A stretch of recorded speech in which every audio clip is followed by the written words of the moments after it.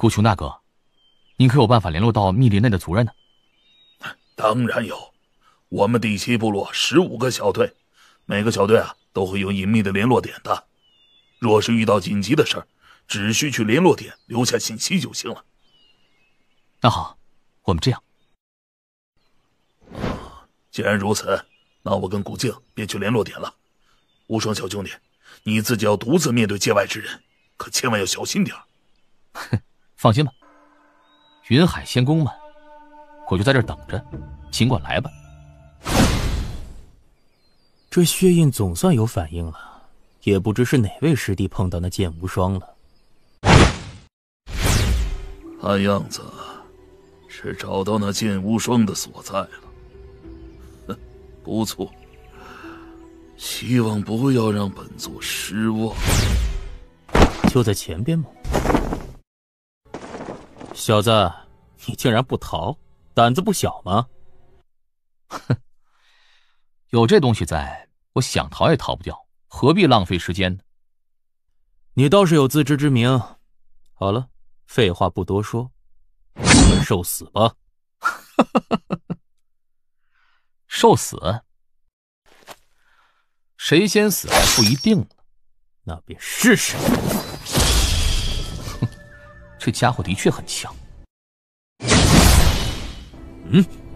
竟能够接下我一刀，看来之前和宫朝师弟交手，隐藏了不少实力嘛。不过结果还是一样，顶多多花费些功夫罢了。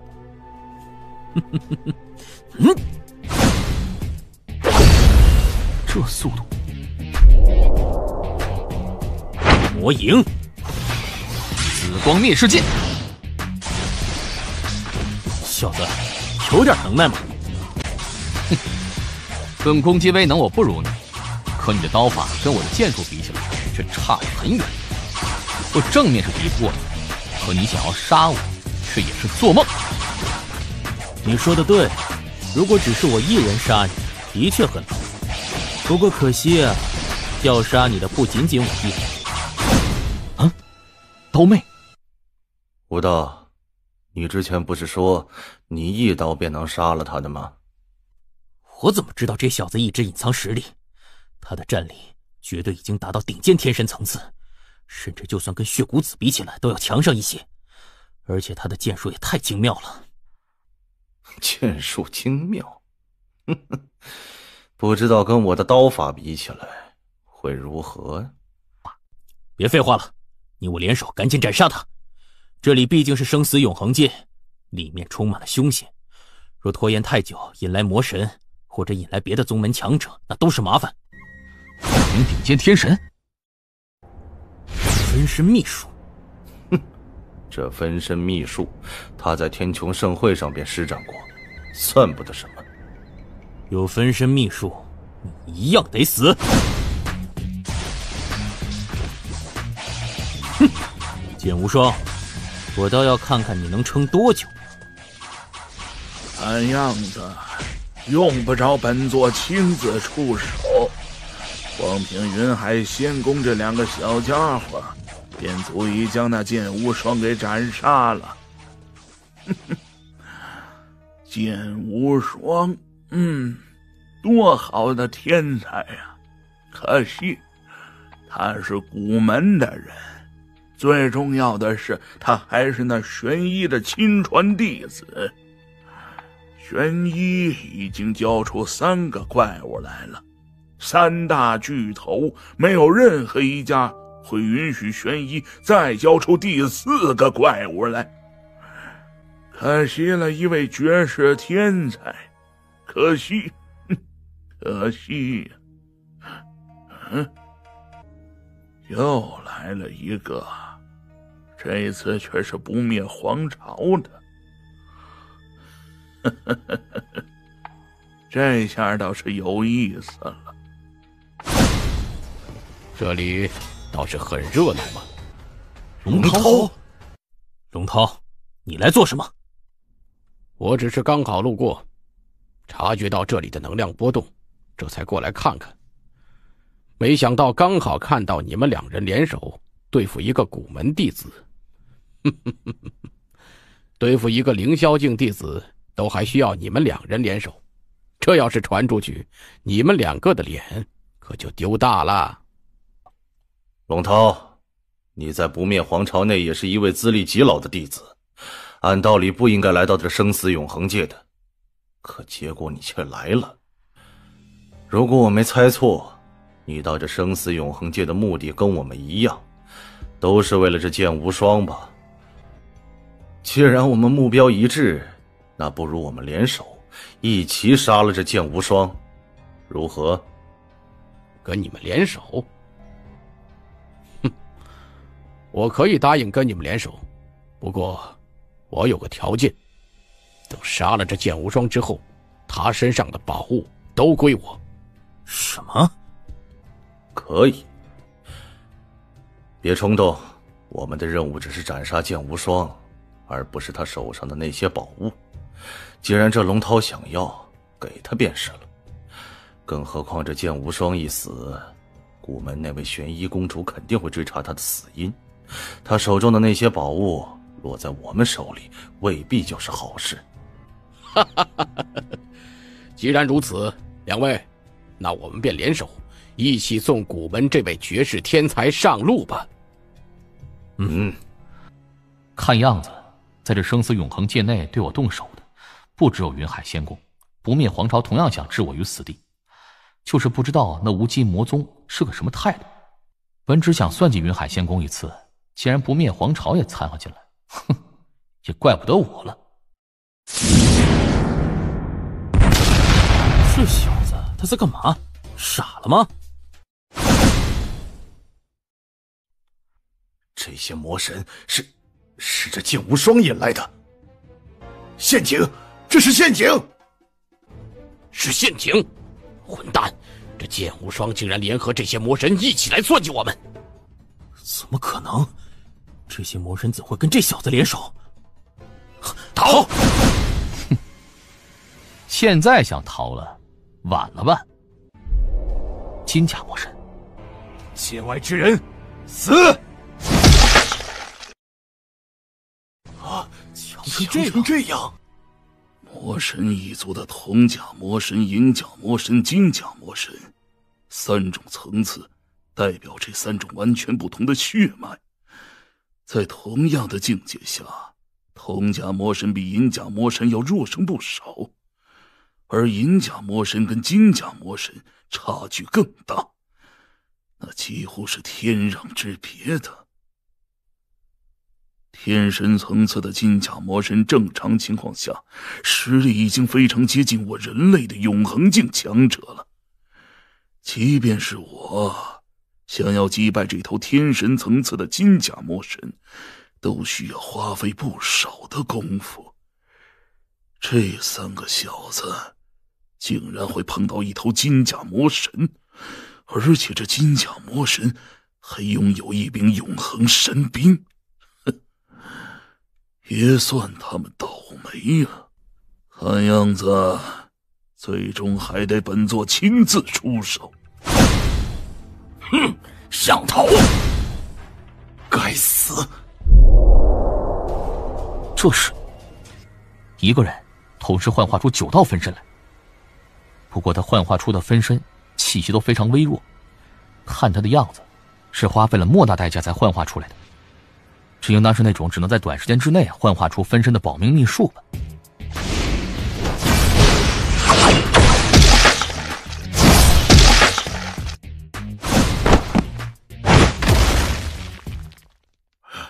无双小兄弟，小心！啊！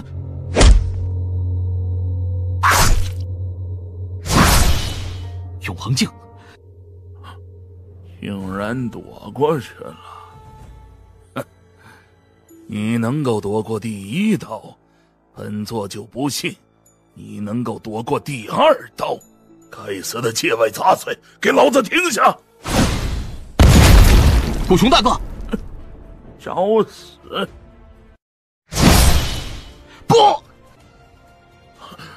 无双兄弟，快逃！龙血秘术，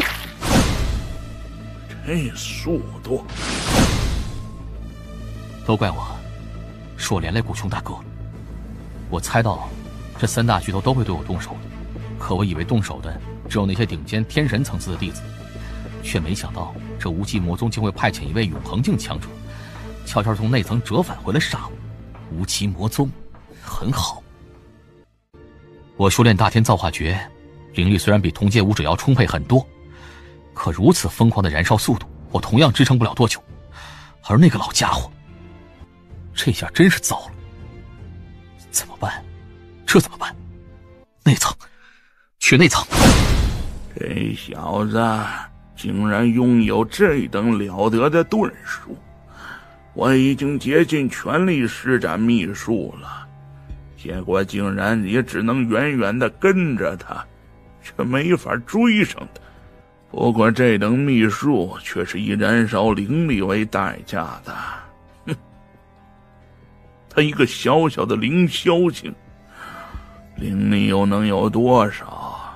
估计用不了多久，他的灵力便会消耗一空。到时我倒要看看他还能往哪儿逃。这小子想逃到内层，还真够大胆的。管不得那么多了，就算跑入内层，本座也得跟上去，直到将他彻底杀死为止。该死！小子，终于撑不住了吗？别挣扎了，乖乖受死吧！啊，死了就用不着那般痛苦了。是什么东西？这是谁射出的箭？不好，好恐怖的一箭！是谁？竟然避开了要害，你这界外之人反应倒是够快的。银甲魔神，永恒境层次的银甲魔神，逃！这些界外之人，一个个保命手段都不弱，要杀他们还真难。娃娃，还活着吧？好了好了，伤得那么重就别说话了，小心死掉。虎子，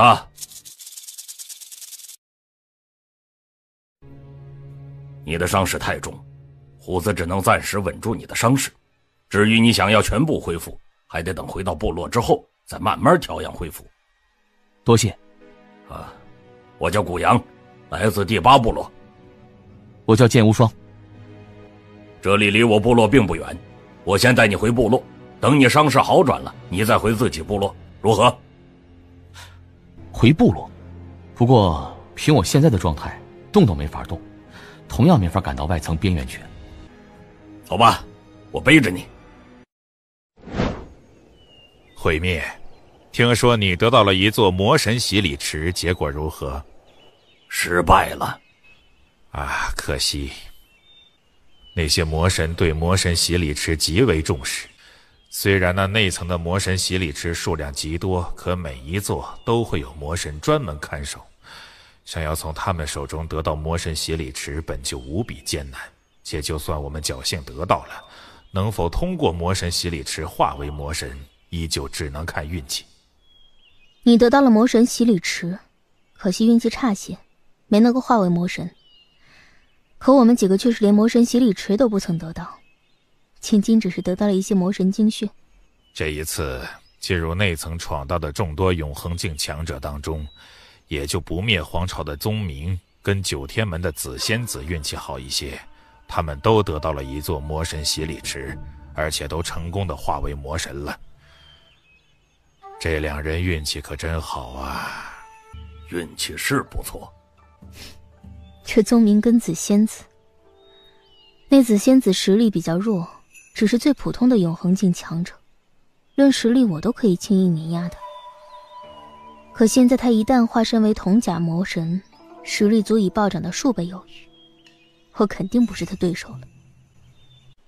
现在的紫仙子在我们当中，估计也只有毁灭你还有资格跟他抗衡，不过怕也只是抗衡而已。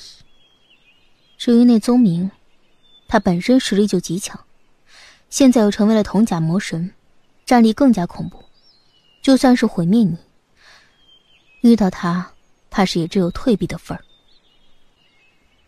这宗明跟紫仙子运气虽好，但跟曾经的云帆比起来，还是要差上不少。云帆，运气也是实力的一种，咱们只能等下次机会了。还好这生死永恒界100年便会开启一次，100年对我们来说并不长。这倒是。那些小家伙们也要从生死永恒界内出来了，不知道他们的收获都如何。看着吧。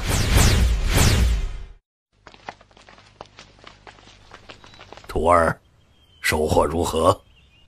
得到了3滴魔神精血。3滴？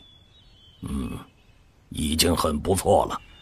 那些魔神实力极强，即便是最弱的铜甲魔神，在高等魔神当中都属于极强的。虽然他们身形比较笨拙，可是他们的肉身太过强横，想要杀死也并不容易。你用了10天的时间，能够得到3滴魔神精血，已经很了得了。这倒是的确，那些魔神太难缠了，也太难杀死了。我好不容易找到一尊落单的魔神，想尽办法围杀了他足足大半个时辰，竟然都没办法杀死他。最后反而被后来赶到的一位云海仙宫的弟子将那尊魔神杀死了，魔神精血也落入了他的手中。还差剑无双跟司徒义，不知道他们2人在生死永恒界内的收获如何。这无道，怎么回事？诸位长老，我还有刀妹师弟都被那剑无双算计了。什么？你说那剑无双竟然联合魔神一族算计你们？对。你确定是剑无双跟那些魔神联手，而不是那些魔神恰好经过那里，他们也出手对付剑无双？这个我也没法确定。总之当时那些魔神并没有去对付剑无双，而是朝我跟刀妹师弟杀来。那剑无双呢？你有没有看到他死去？没有。这样，好了，这事先不说了。不管那剑无双死没死，总之只要有人问起，你就说你在那生死永恒界没有见过剑无双。是。剑无双没有出来。糟糕了！好家伙，那剑无双竟然死在生死永恒界内，这下子古门肯定得心疼死。古门只是心疼，关键是玄一，那剑无双可是他的亲传弟子，现在他的宝贝弟子死了，这玄一不疯才怪。嘘，我总感觉那剑无双的死有些蹊跷。这话心底清楚知道就好，没必要说出来。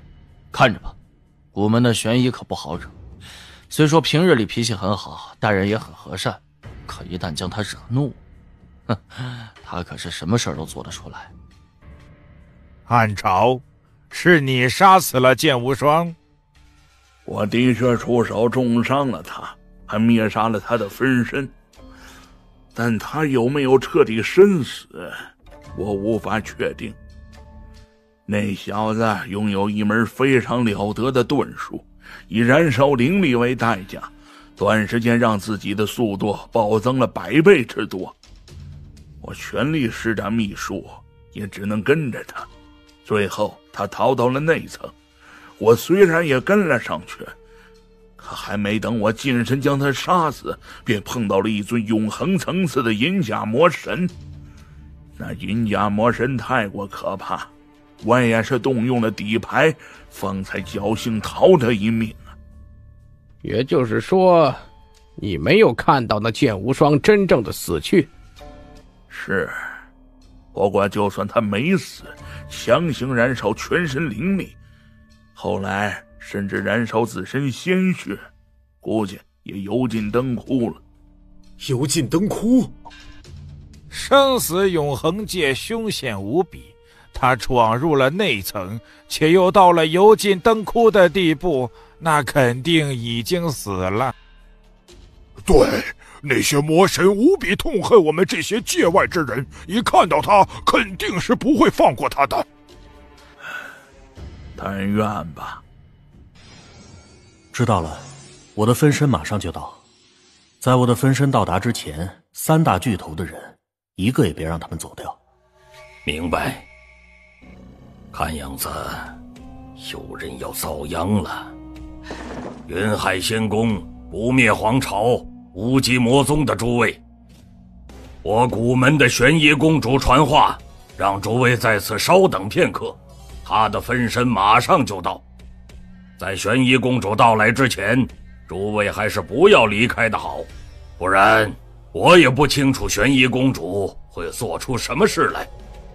玄衣，天穹域永恒境中的第1人，他是一个不折不扣的怪物。他很少出手，可每一次出手，不管他的对手是谁，下场都极其凄惨。他的实力到底有多强，没人知道，因为他从未全力出手过，一直都是深不可测。很多年前，公主大人曾经跟玄衣接触过一次，可那次接触之后，公主大人便吩咐我等，绝对不可招惹玄衣。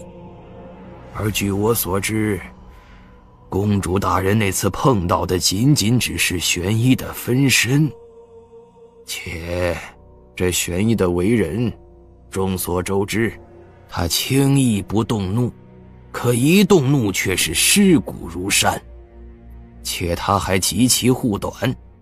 现在他的宝贝弟子死了，尽管他没有证据证明是我云海仙宫动的手，可他依旧不会这般简单就罢手的。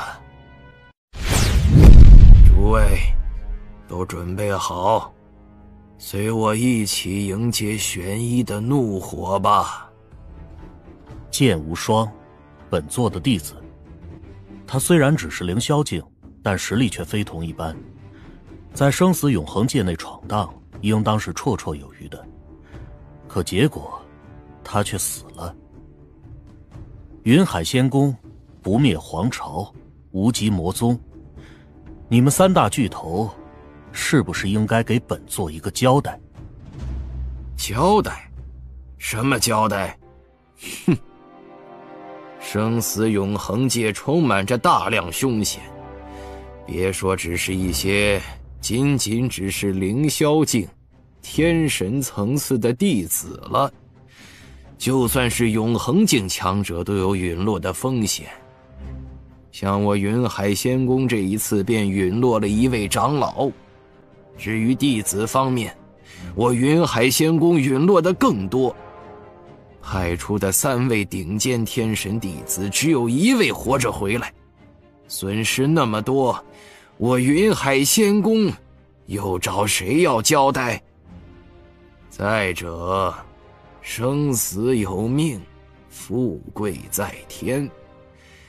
你弟子死在生死永恒界内，也只能怪他自己实力不济，又还能怪谁？哦，如果本座那弟子真是死在那些魔神手中，本座自然无话可说。不过，玄衣，你要做什么？本座问你，你在生死永恒界内，可曾见到了本座的弟子？什么？你云海仙宫的长老们，有没有嘱咐让你们出手杀了本座弟子？有。不好，糟了，这……结果如何？我跟刀妹师弟找到他，联手马上就要将他杀了。谁知这时来了一群魔神，我们只能逃窜。刀妹师弟被那些魔神斩杀，而我则是施展秘术，侥幸逃得一命。啊，怎么回事？我这是怎么了？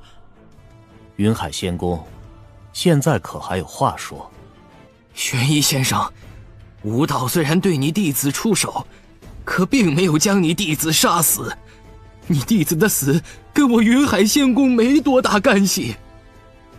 你说的不错，原本座是打算将你们云海仙宫在场的14位永恒境全部杀死。既然这样，便给你们打个折扣，留下一半吧。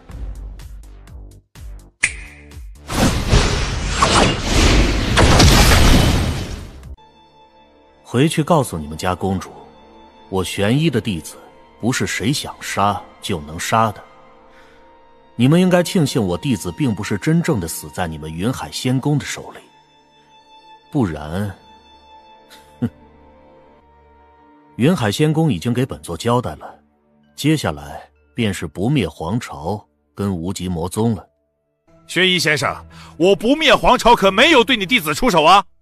我无极魔宗也是。你们2大巨头，每一方交出1000万神晶的宝物，此事本座便不再追究。还有其他顶尖宗门，每家100万神晶，有问题吗？没问题。此事就此作罢。事后哪方宗门若是有什么不满的，大可来找我。我终于明白了，玄一公主为何对生死永恒界内的机缘一点都不感兴趣。此事就此作罢。事后哪方宗门若是有什么不满的，大可来找我。我终于明白了，玄一公主为何对生死永恒界内的机缘一点都不感兴趣。如此强大的实力，估计跟道尊比起来都差不了多少，又岂会在乎那些东西？说的是，平日里我只知道玄一公主很强，却没想到她竟是强到了这等层次，怪不得各方宗门强者对她如此忌惮了。一剑斩杀云海仙宫7大永恒境，云海仙宫怕得心疼死啊！云海仙宫这次可着实吃了个大亏呀，不知道事后他们会不会去找玄一的麻烦。找玄一的麻烦？哼，除非是他们那位公主亲自出面，否则恐怕没有谁有这个胆量。玄一很聪明，他动手杀了云海仙宫的人，将云海仙宫是得罪惨了。可是却只要另外2大巨头交出1000万神晶，这另外2大巨头可没有被他得罪惨，而仅仅云海仙宫一家，怕是奈何不了他呀。公主回讯了，别惹玄一。玄一一剑斩杀我云海仙宫7大永恒境，都这样了，公主不仅不提去找玄一的麻烦，反而再次叮嘱我们，要我们别惹玄一。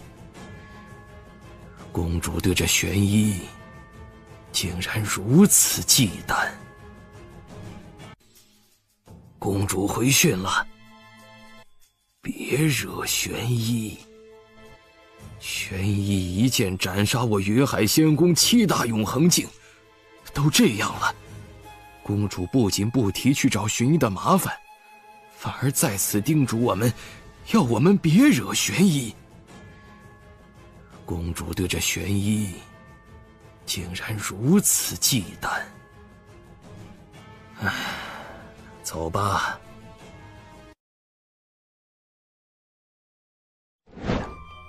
尹婆婆。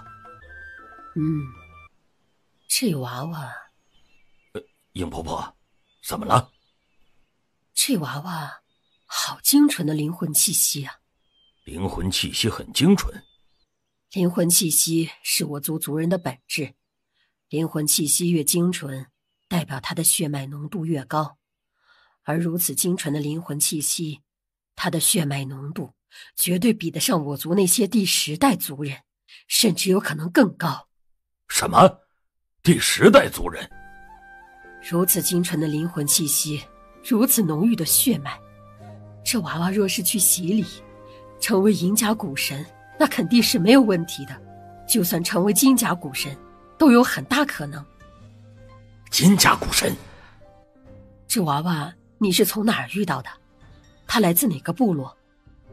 我不知道他来自哪个部落，我只知道他叫剑无双。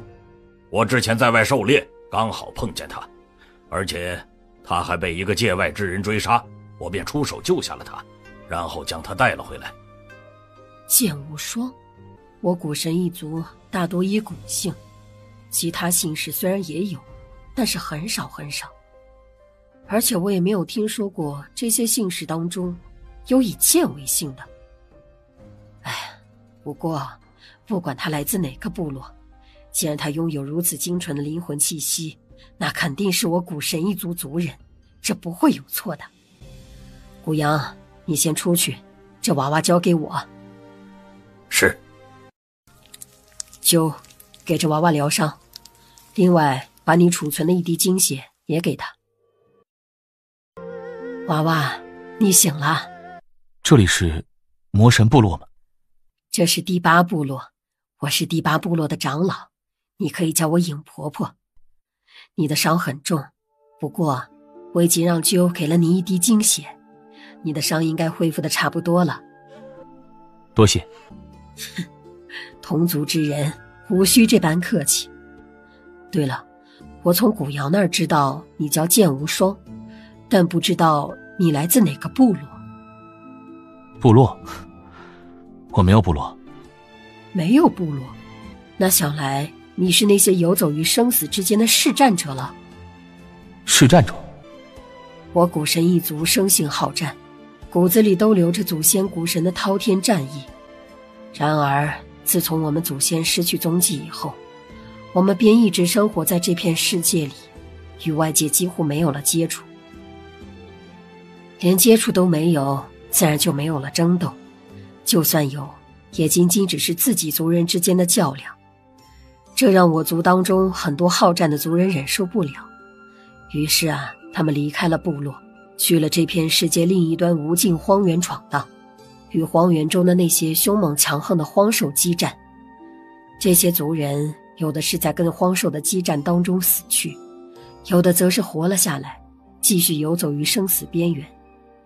随着时间流逝，这些族人大多都死去了，现在还活着的，还待在那无尽荒原内跟荒兽们厮杀的，应该已经很少很少了。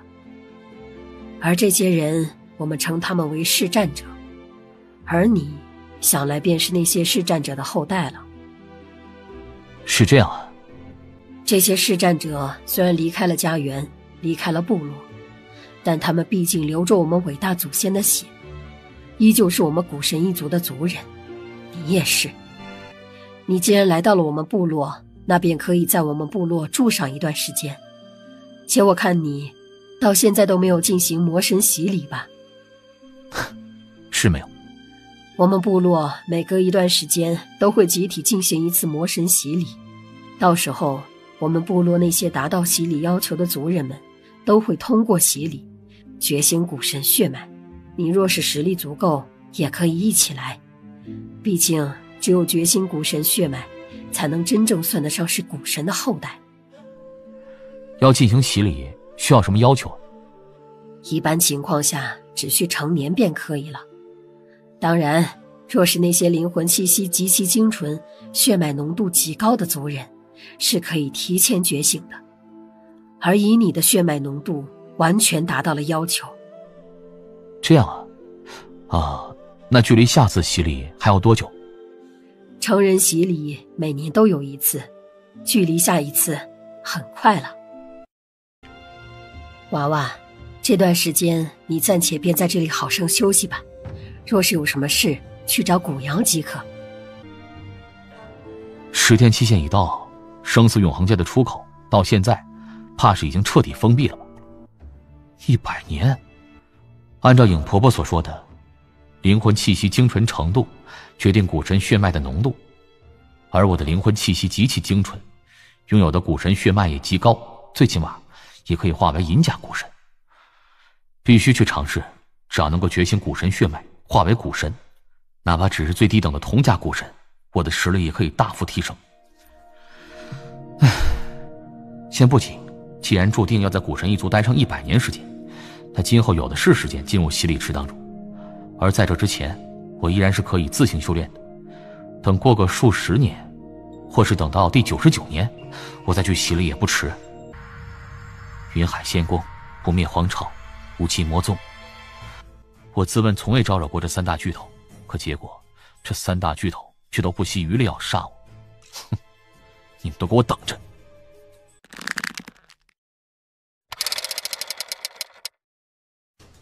呵呵，还有谁不服的？尽管上来跟我一战！怎么，一个个都没胆量吗？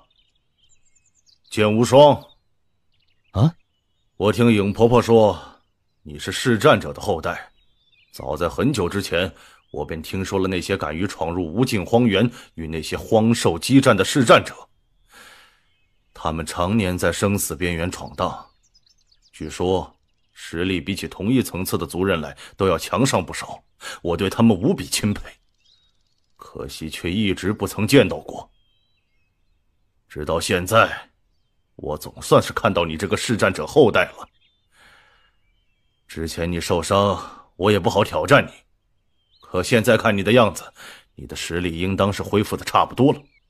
怎样，有没有胆量跟我战上一场？怎么样，敢不敢？有什么不敢的？你要战，那便战吧。剑无双，你小心了。这果然还没有经过洗礼，还不能算是古神。如果按照我们人类武者的划分的话，他只是凌霄境，可力量竟然强成这样。剑无双，你这位弑战者的后代也不过如此嘛。我都只用了8分力道，你就挡不住了。哦，用兵器了？哼，用不用兵器，结果都是一样的。那可未必。这是……该死！再来！速度太慢，太笨了，而且攻击方式也太简单了，太单一了，仅仅只是空有一身蛮力。好了，停下吧。风哥，我早就跟你说过，你的厮杀能力太过单一了，要你多去部落的地宫闯一闯，去磨练厮杀技巧，可你却不听，一直认为力量至上。现在吃到苦头了吧？哼！我叫古长风，是古兰的兄长。刚看到你跟古兰的厮杀，你的剑术还有你的厮杀经验都非常了得，不愧是弑战者的后代。但不知你有没有兴趣再跟我战上一场？剑无双，风哥是我们第8部落还未觉醒血脉的众多族人里边最强的一位，也是血脉浓度最高的。等他成年去洗礼池，绝对可以成为银甲古神，甚至还有机会成为金甲古神。哦，既然这样，请吧。那你小心了，我跟古兰不同，我的力量比他更强，且厮杀技巧同样比他更强。开始吧。好快，不错了，看来不施展一些手段，还真的很难击败他了。什么？这剑术？剑无双，不愧是弑战者的后代，你的剑术很强，真的很强。你的枪法也不错，那股威能，单论力量，我若是不动用剑心威能的话，那比他就要差太远了。而他的厮杀技巧却远不如我，他的枪法也比不上我的剑法。剑无双，你的剑术是厉害，可你的力量却要差上很多。如果我没猜错，你应当还没有修炼古神秘术吧？古神秘术？哼，我就知道。古长风，听你的意思，你莫非修炼了古神秘术？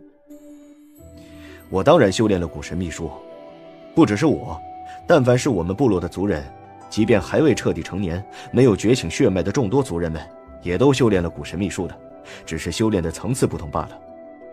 像古兰，他修炼到了第2层，力量可以提升6倍，而我修炼到了第3层，力量可以直接提升9倍。是这样，他们可以提前修炼，那我呢？走吧，我带你去修炼古神秘术的地方。好。剑无双，你看周边的石壁。这便是我所修炼的古神秘术星河。你从那里看，从那里开始。3大古神秘术之一，星河秘术，11层，竟然有足足11层，这怎么可能呢？可怕的秘术。不对，第11层，不，星河秘术不止11层，第11层并非星河秘术的终点。顾长风，这星河秘术应当不止11层吧？的确不止。11层往上的秘术以及另外2大古神秘术，对我们古神一族族人的血脉实力都有着极大的要求，所以在这座殿宇是没有的。在如今的古神一族里边，只有金甲古神才有资格修炼那些秘术。什么？金甲古神才有资格？不过这星河秘术虽然只是11层的，但对普通族人来说已经足够用了。像我们部落很多1星层次的银甲古神，最厉害的也仅仅只能将星河秘术修炼到第9层罢了。第9层？难怪古神一族的族人明明对道的感悟都不高，甚至可以说是低的可怜，但他们的实力却极强，哪怕最弱的1星铜甲古神都足可以媲美人类的高等天神了。剑无双，你血脉浓度极高，甚至比我还更高一些。我练成了第3层，而你肯定也能修炼成第3层。不过第3层也是极限了，至于第4层，必须等我们经过洗礼觉醒了血脉之后才能够去修炼。有第3层吗？好了，你便在这里好好修炼吧，我在外面等你。天穹域的人类武者，他们对这星河秘术极其的渴望，然而他们想要修炼这秘术，却必须想方设法得到古神精血去修炼，想要修炼到更高的层次，需要的古神精血就更多。而我没有古神精血，却不知道能否练成这星河秘术。开始吧。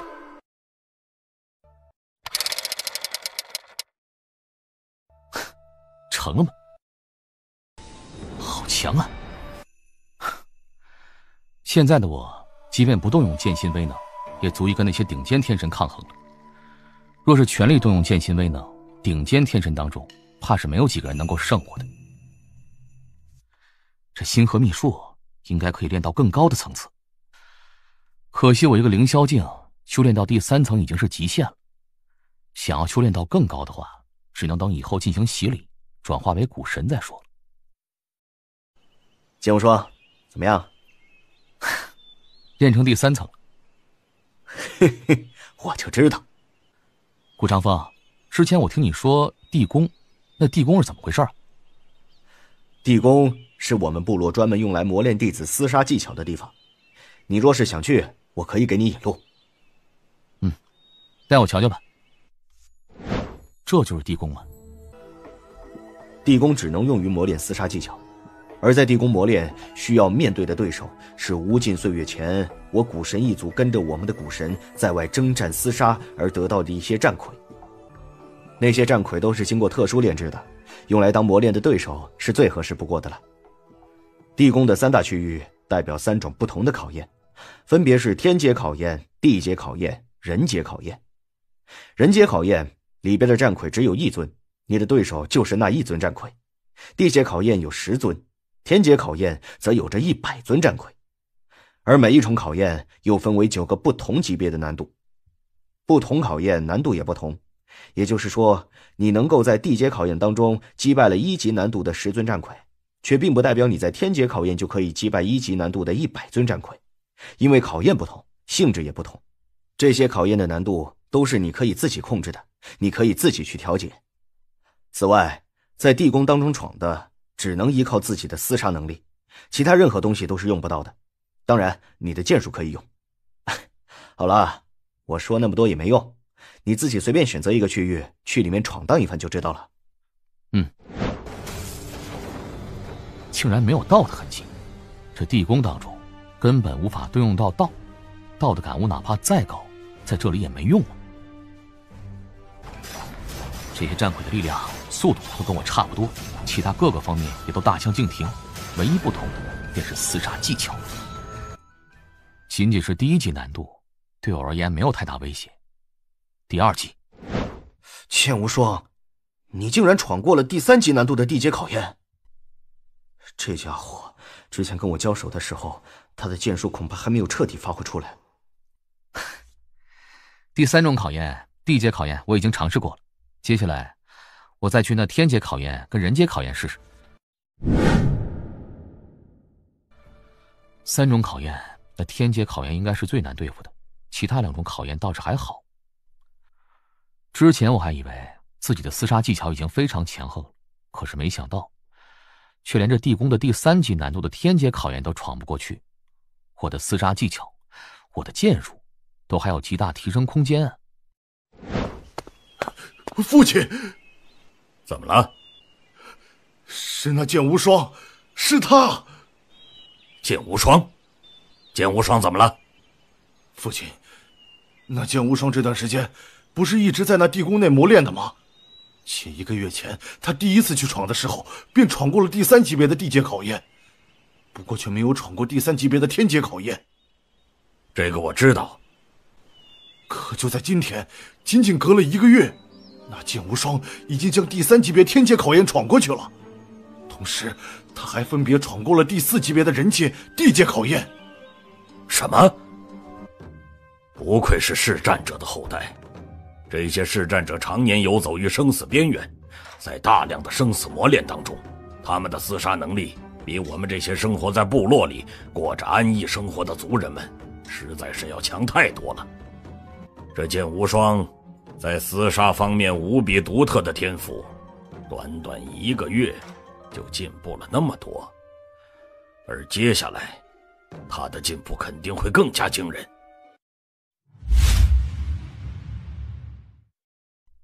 这天阶考验比之人阶、地阶考验的确要难太多了，而且9个级别的难度越到后面，那难度提升的幅度就越大。我闯过天阶考验的第4级别难度只用了半年时间，可第5级别难度我却用了足足6年。9个级别难度，第5级别难度比第4级别要难出那么多，而第6级别比第5级别肯定要更难。若是我的话，要是没有数10年时间，怕也难闯过去。这地宫对厮杀技巧的磨练的确非同寻常，然而地宫的3种考验，不管是哪种考验，对手都只是战魁罢了。战魁终归是战魁，跟真正的人类武者比起来，差距还是太大了。我已经闯过第5级别难度的天阶考验了，就算继续留下来去闯第6级别，意义也不大。古晶，我想挑战你，用你的全力出手。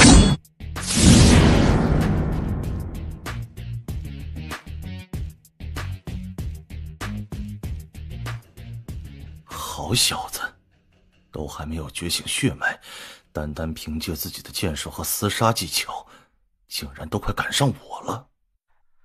我的实力依旧还有极大提升空间，接下来继续。娃娃，你准备离开了？我打算去其他部落游历一趟。游历？是去挑战其他部落的强者吧？弑战者为战痴狂，这倒的确没错。去吧，等挑战完了，你可以随时回来。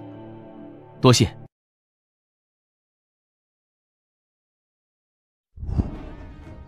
弑战者便是在这无尽荒原内与荒兽生死厮杀的，而我好歹明面上也是弑战者的身份。不管怎么说，这无尽荒原，我也该来闯一闯。悠悠80年，这80年还真够丰富的。剑道由浅到深，再由深到浅，剑心第2层。按照师尊所说的，一般的剑道天才从剑心第1层跨入剑心第2层，最少需要上千年时间，甚至更久。而我却只用了80年。这80年的历练，我的收获已经无比巨大了。该回去了。那是剑无双。剑无双，真的是他？这剑无双在70年前离开我们部落，外出游历闯荡。后来听别的部落的族人也说起过他，说他在别的部落也疯狂挑战一些星族人。不过过了一段时间后，他就失踪了，据说是前往无尽荒原闯荡了。看样子他是从无尽荒原闯荡回来了。无尽荒原啊，听说充满无尽凶险，也就只有这群视战者才能去那无尽荒原当中闯荡了。呵呵，剑无双，古兰，你从外边闯荡回来了。哎，回来了正好，走走走，赶紧跟我走，我们去地宫。去地宫？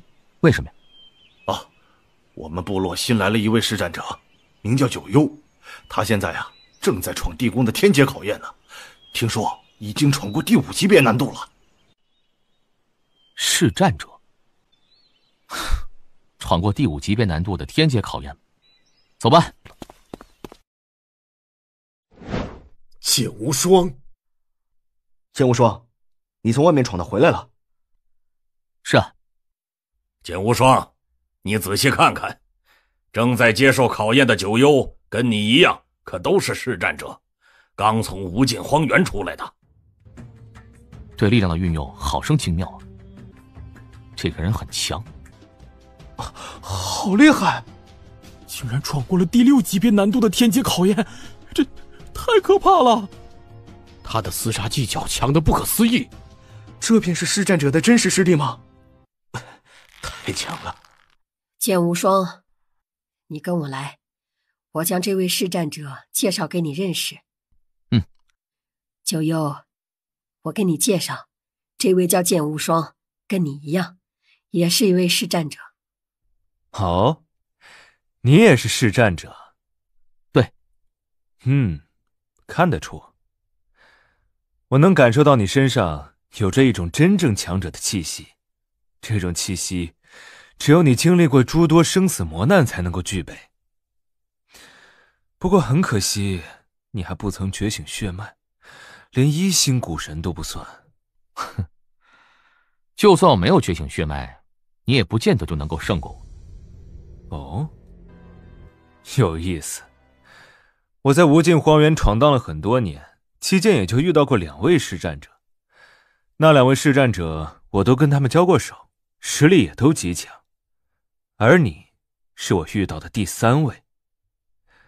虽然我不清楚你为何会这般有自信，不过既然同是视战者，遇到了，自然得战上一场。你觉得呢？当然，难得碰到，要是不战上一场，那就太可惜了吧。那就太好了，你放心，为了公平起见，我不会化为古神的。不化为古神？我会逼得你化为古神的。哦，视战者，2位视战者的激战。剑无双，还有这九幽，这2人谁更强啊？九幽吧，毕竟九幽早就觉醒了血脉，而且他刚刚实力也展露出来了，可是闯过了第6级别天阶考验的。而且剑无双之前离开时，仅仅只闯过了第5级别的难度。如果九幽化为古神，那剑无双肯定一点机会都没有。可不化为古神，那就未必了。九幽厮杀技巧虽然极强，可剑无双也不弱。70年前便闯过了第5级别天阶考验，现在70年过去了，谁也不知道他能不能闯过第6级别难度的天阶考验呢？第3个视战者，已经觉醒血脉的视战者，就用你来检验一下我这80年的进步。是残影。好家伙，竟然将玄奥精妙的剑招演变为最简单的一招。这小子剑术很可怕。哼，有意思。好快，这也太恐怖了。太快了，看不清，我根本看不清楚他们是怎么交手的。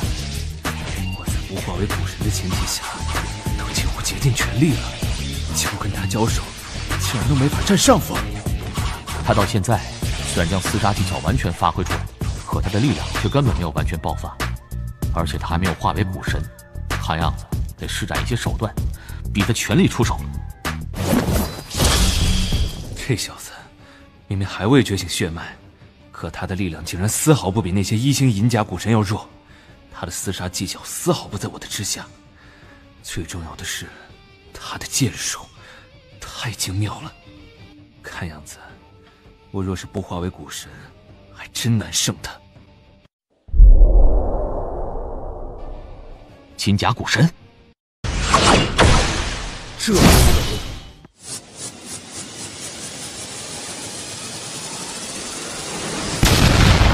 剑无双，这一战，你我就以平局收场，如何？我也正有此意。我已经施展这么多手段了，连我创出的最强一剑都施展出来了，结果也只能跟他拼个旗鼓相当而已。虽然我还有一些底牌，像大千剑术，更可以迸发出更强的威能来，不过这九幽估计也有留手。金甲古神还是试战者，他的实力绝对不会这么简单的。别的不说，光是力量上，他应该还没有施展到极致。若是全力爆发，这九幽绝不比人类武者当中那些稍微弱的永恒境要差。剑无双，我真是佩服你，你都还未觉醒血脉，实力便已经达到了这等层次，而一旦觉醒血脉后，你的实力便会暴涨，到时候可比我要强多了。我这次回来本来就是为了进行洗礼，觉醒血脉来的。是这样，那便祝你好运了，希望以后还能跟你碰上，到时候再跟你一决胜负。我也是。剑无双，那古神洗礼会在2个月后进行，你便在这儿安心等候2个月吧。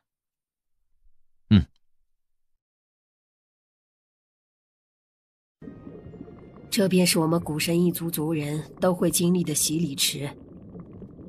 我古神一族每一个族人都有机会进入这洗礼池当中进行洗礼，大部分都能够化为古神，只有极少数的一些族人因为血脉太过稀薄的原因，无法觉醒自己的血脉。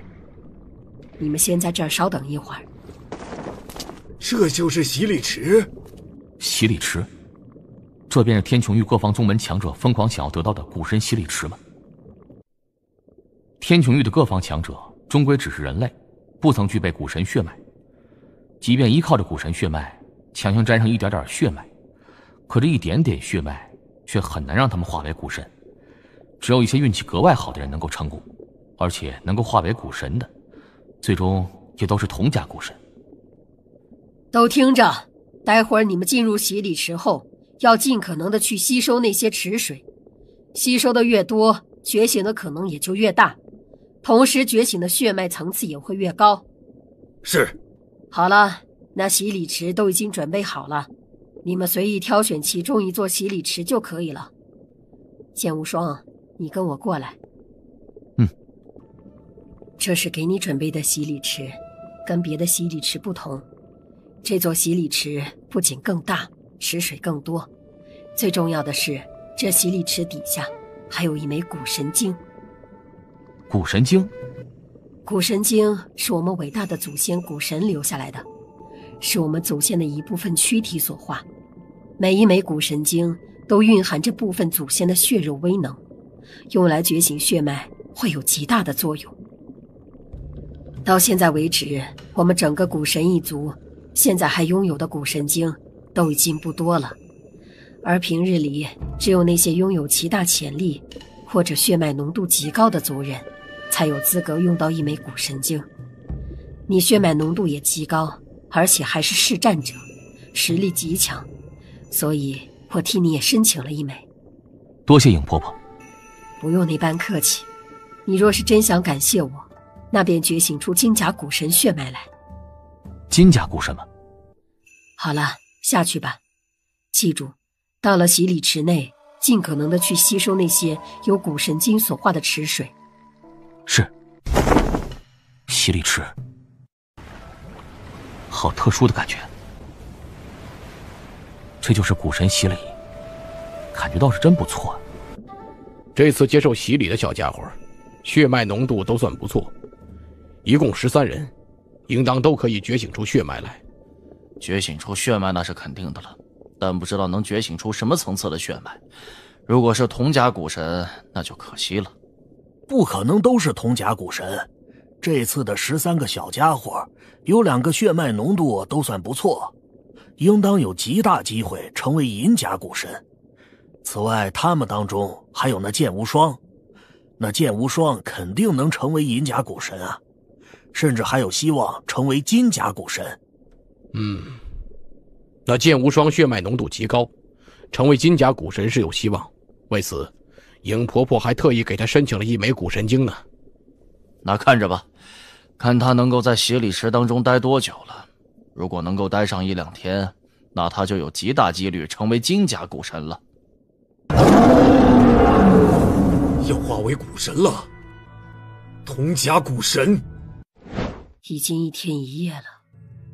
13名族人，其中最晚的1人，在洗礼池当中也仅只吸收了8个时辰，便达到极限，化为了银甲魔神。而这剑无双，都已经吸收1天1夜了，却还在继续。看样子，他的确有很大几率化为金甲蛊神。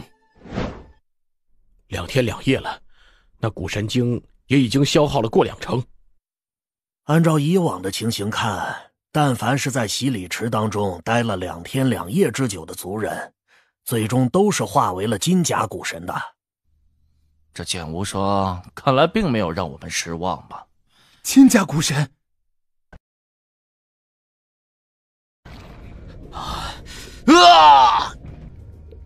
！7天6夜，终于到极限了吗？蛊神经竟然消耗掉了3/4，绝对是金甲蛊神，而且还是金甲蛊神当中最顶尖的血脉。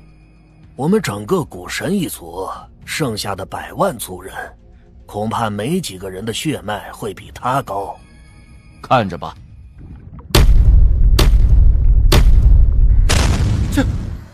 这么庞大，金甲蛊神，而且还是15米高的金甲蛊神。那是什么？暗金，暗金色？怎么可能？蛊神一族无上绝学，蛊神3指。蛊神3指，好霸道，好可怕的绝学。这便是我所画的蛊神吗？暗金色，果然突破了吗？大天造化诀，逆天4步，如今我已经踏入第2步，封神了。竟然是这样！逆天第2步封神，将是我战力最强，堪称没有极限的一个阶段。大天造化诀还真是奇妙啊！尹婆婆，还有诸位，抱歉，让你们久等了。好强的血脉威压，这威压之前比我族当中那些金甲蛊神都要强上不少。很久了，我蛊神一族已经很久没有诞生出像你这等精纯的血脉了。好了，今年的成人洗礼就到此告一段落了，你们都回去吧。是。剑无双，我带你去个地方，跟我来吧。这是蛊神宫。尹婆婆，这里是？蛊神宫是我蛊神一族的核心之地，也是我蛊神一族的顶尖强者聚集之地。蛊神宫内拥有我蛊神一族从无尽岁月便传承下来的至关重要的3大秘术。这3大秘术是我蛊神一族的底蕴根基。我蛊神一族现在有10大部落，族人全部加起来过100万。这么多族人，可只有实力达到顶端层次，或者拥有金甲蛊神血脉的族人，方才有资格进入这蛊神宫参悟修炼这3大秘术。3大秘术？剑无双，你今日觉醒了金甲蛊神血脉，而且你觉醒的血脉甚至还带着一丝暗金色，血脉威压也是那般的庞大，自然有资格到这古神宫来。走吧，我带你进去。好。一老，这是3星，绝对是3星古神，足以媲美人类道尊的至高存在。好强的血脉威压，竟然比我都要强。娃娃，你是谁？我叫剑无双。剑无双。一老，这娃娃是弑战者的后代，不久前来到我第8部落，而就在几天前，他跟我部落的族人们一同去洗礼池洗礼，在那洗礼池当中待了足足7天7夜后，方才觉醒血脉。7天6夜。这娃娃觉醒的血脉层次极高，他所化的古神有足足15米高，且他全身皮肤虽然有9/9都是金色，可他左胸紧挨着心脏那片区域的皮肤却是呈暗金色的。暗金色？你刚刚说这娃娃有部分暗金色皮肤，而且身高有15米。是。暗金古神，王族血脉。王族血脉。剑无双，你化为古神给我看看。好。果然是暗金色。不仅如此，还有他的血脉威压，好纯正，好强大的血脉威压。我身为金甲古神，可在他血脉的威压下，竟然都有着一丝的内心战力。不会错的，这的的确确是王族血脉。虽然王族血脉并不完整，只是很小的一部分，却也比我们这些金甲古神要高贵得多。多少年了，我古神一族终于又出现了一位具备王族血脉的古神了。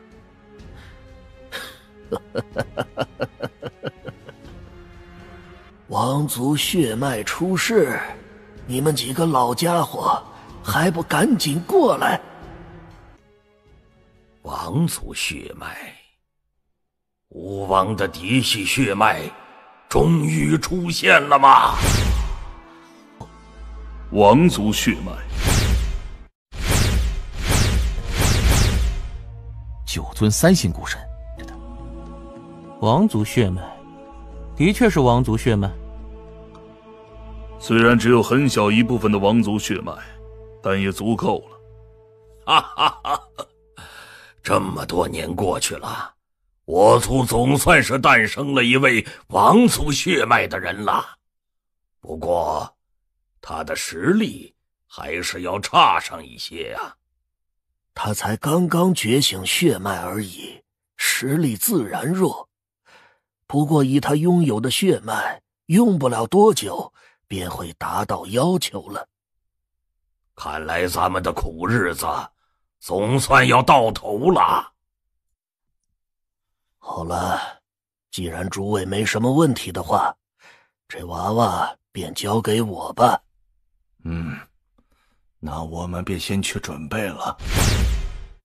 娃娃，你叫剑无双对吧？你现在怕是一心的疑惑。是。你疑惑也很正常，毕竟现在整个古神一族知道这其中秘辛的也就我们这几个老家伙罢了。可实际上，用祖先去称呼这尊古神并不恰当，而应该用王去称呼。王？像我们古神一族现在的族人，实际上并非是王的后代，而是王的那些属下亲信们的后代。在很多年以前，王忽然失去了踪迹，同时圣地也彻底封闭了。王的众多直系属下、亲信，几乎都待在圣地当中的，自然也与我们彻底隔绝了。漫长岁月以来，我们这些古神后裔一直在想办法进入圣地当中。只有进入圣地，我们才能够弄清王为何会失去踪迹，还有这圣地为何会封闭。可惜将圣地封闭的手段太过高明，我曾联手族内所有的3星古神联手，都撼动不了那禁制丝毫。靠蛮力是不可能进入圣地的，而唯一能够进入圣地的方法便只有一种，是靠王族血脉的拥有者。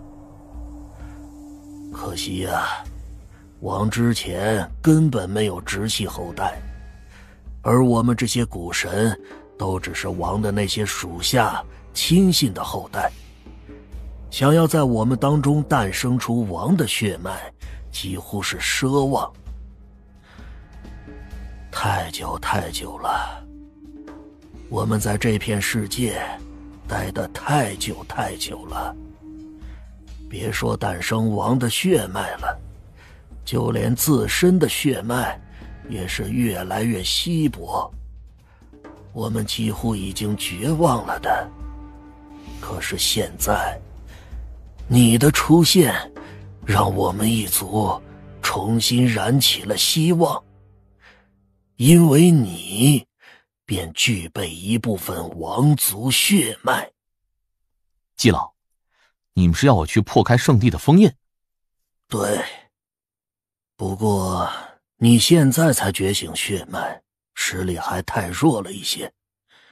即便有着一部分王的血脉，依旧没法开启圣地的封印，所以你还需要一段时间去慢慢成长，少说也得成长成2星古神的地步，到时候才有可能成功。2星古神？影丫头，你今日带着娃娃到古神宫来，是为了那3大秘术吧？对。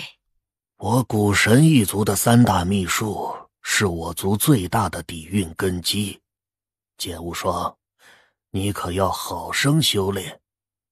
去吧。剑无双，进去吧。秘术天童，洞穿一切现实与虚幻，修炼到极致，万物一切在天童之下都无所遁形。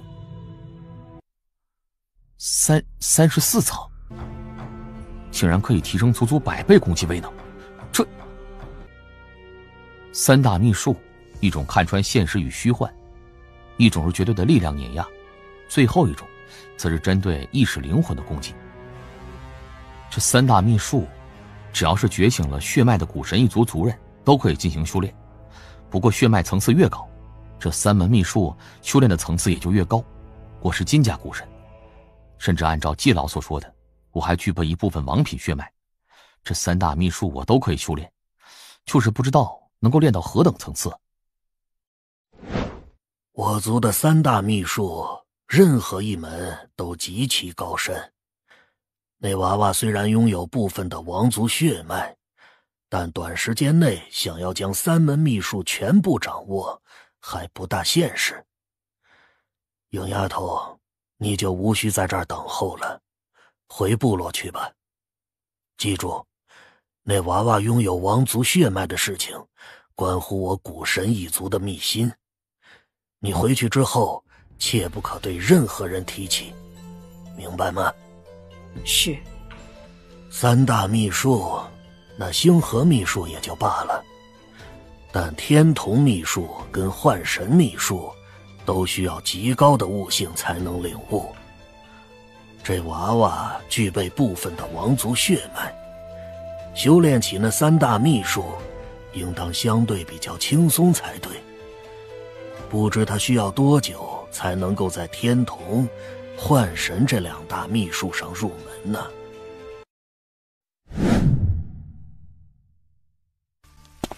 剑无双，记了。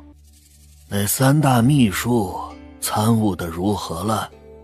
还不错，天童秘书跟幻神秘书都已经入门了。至于那星河秘书，也已经练成第10层。什么？这么快？不愧是王族血脉的拥有者，这悟性倒是真够快的。这3大秘术，你现在都只是入门，一些运用的手段方法，你可以去请教古神宫的那些族人，他们应当能够帮得到你。我在生死永恒界已经待了90多年了，7年后生死永恒界便会再次开启，到时候我便可以离开这里，重回天穹域了。而这7年，我便待在这古神宫里，尽可能提升自己的实力。